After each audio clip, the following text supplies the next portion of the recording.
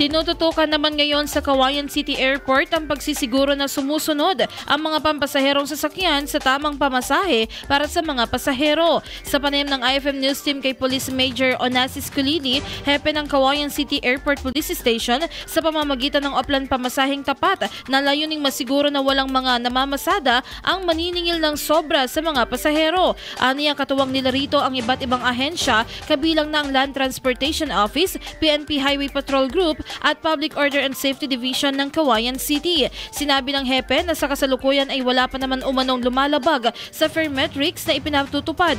Gayunpaman, mayroong mga namamasada ang nahuli dahil sa paglabag sa ibang batas katulad na lamang ng mga namamasada ng walang lisensya at wala sa tamang bihis.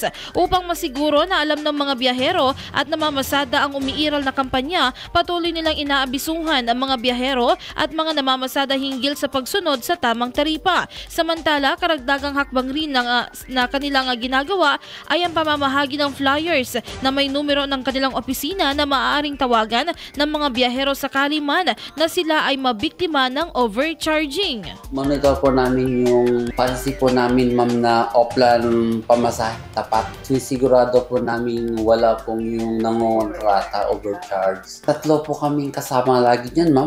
Yung HPG, isa po, ang LTO po, at pati po POSD.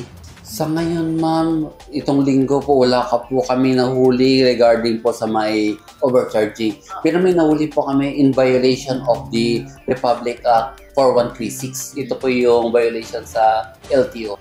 Yung mga nakasando po nagmamaneho, walang lisensya, unregistered, yun lang po. Walang sa pasahero po na wag po kayo pumayag sa nangongontrata dahil meron naman po talagang fair rate na sinusunod po. At dun sa mga tricycle driver at mga van na nangongontrata po dyan, mostly sila po ang pandalaga, ma'am. Huwag nyo na po sanang subukin lang mahuli at mahuli po kayo dahil every time na may nabibiyahe po at nag-arrive ng mga passengers, binibigyan po namin sila ng mga flyers with nandun po yung contact number namin para sa kontakin po nila kami if ever na may panman ng ganun sa kanila.